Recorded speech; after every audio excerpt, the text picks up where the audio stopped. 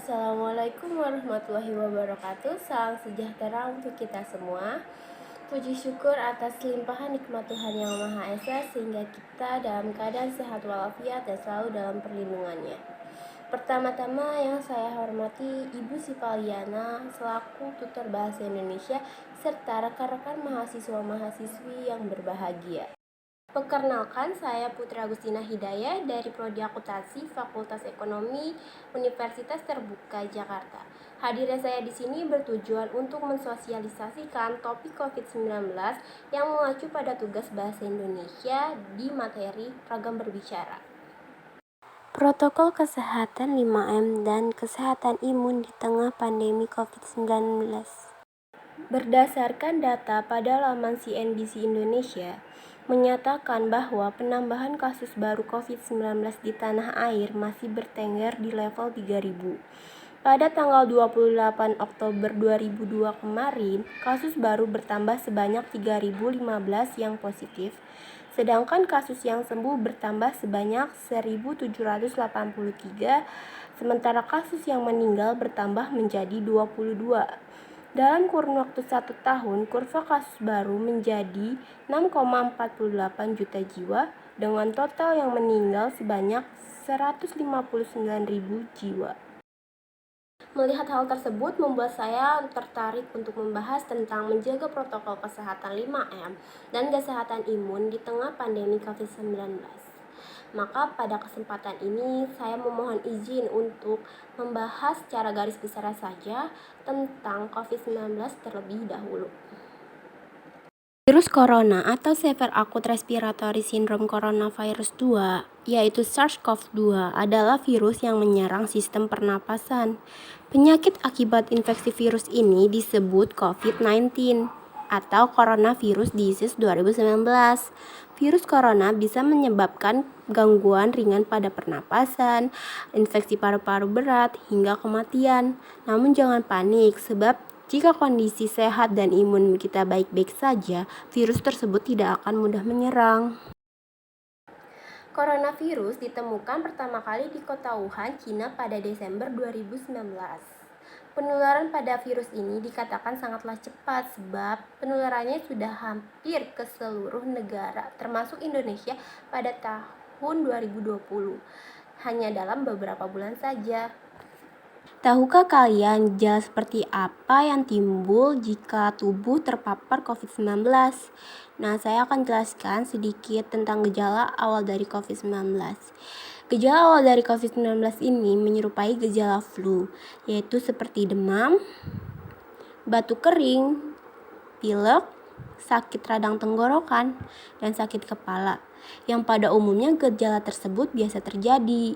Namun, apabila gejalanya sudah berat, maka timbul gejala seperti sesak napas, demam tinggi, diare, hilangnya kemampuan mengecap rasa, dan mencium bau atau anosmia yang mengkhawatirkan. Guna memastikan apakah seseorang itu terjangkit COVID-19 atau tidak, orang tersebut perlu melakukan rapid test atau tes PCR di sekitar rumah, seperti klinik atau puskesmas terdekat yang menyediakan peralatan yang dibutuhkan. Pertanyaannya, bagaimana cara penularan COVID-19? Seseorang dapat tertular COVID-19 melalui berbagai cara, di antara 1. Tanpa sengaja atau tidak sengaja menghirup droplet atau cairan yang keluar saat si penderita COVID-19 batuk atau bersin. Kedua, memegang hidung atau mulut tanpa mencuci tangan terlebih dahulu setelah memegang benda-benda yang terkena droplet dari si penderita COVID, seperti contohnya uang, permukaan meja, gagang pintu, atau bolpen. Dan ketiga, melakukan kontak jarak dekat dengan si penderita COVID-19. COVID-19 dapat menginfeksi siapa saja, tetapi efeknya akan lebih berbahaya jika terjadi pada orang lanjut usia, ibu hamil, orang yang memiliki imun lemah, dan memiliki penyakit tertentu seperti komplikasi dan penderita kanker. Ternyata COVID-19 ini memiliki varian yang terus berkembang. dan diantaranya adalah varian Alpha, varian Beta, varian Gamma, varian Delta, dan varian Omicron. Varian Omicron BA4 dan BA5 adalah subvarian terbaru yang telah terdeteksi di Indonesia pada Juni 2022. Subvarian ini memiliki kemungkinan penularan yang lebih cepat dibandingkan subvarian Omicron lainnya. Setelah mengenal tentang COVID-19 dan mengetahui dampak negatifnya, maka kita perlu menumbuhkan kesadaran diri bahwa COVID-19 bukanlah penyakit biasa. Dengan begitu, kita paham akan pentingnya protokol kesehatan yang telah dihimbau oleh pemerintah dalam upaya pencegahan COVID-19. Pada tahun 2021 hingga Juni 2022, pemerintah Indonesia telah menyediakan vaksinasi gratis untuk masyarakat dalam upaya menekan penyebaran COVID-19. Vaksinasi ini adalah cara terbaik untuk mencegah COVID-19.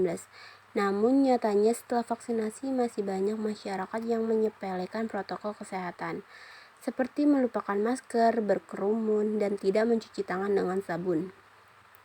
Sehingga peluang terjadinya peningkatan kasus positif COVID-19 kembali terjadi.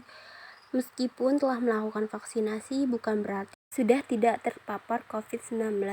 Himbauan pelaksanaan vaksinasi ini ditujukan untuk meningkatkan sistem imunitas tubuh agar resiko terpapar virus lebih kecil.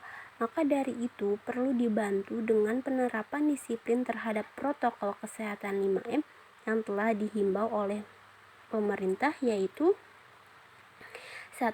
Memakai masker dengan benar, 2. Mencuci tangan dengan sabun di air mengalir atau menggunakan hand sanitizer dengan kadar alkohol minimal 60%, 3. Menjaga jarak, 4. Menjauhi kerumunan, serta 5.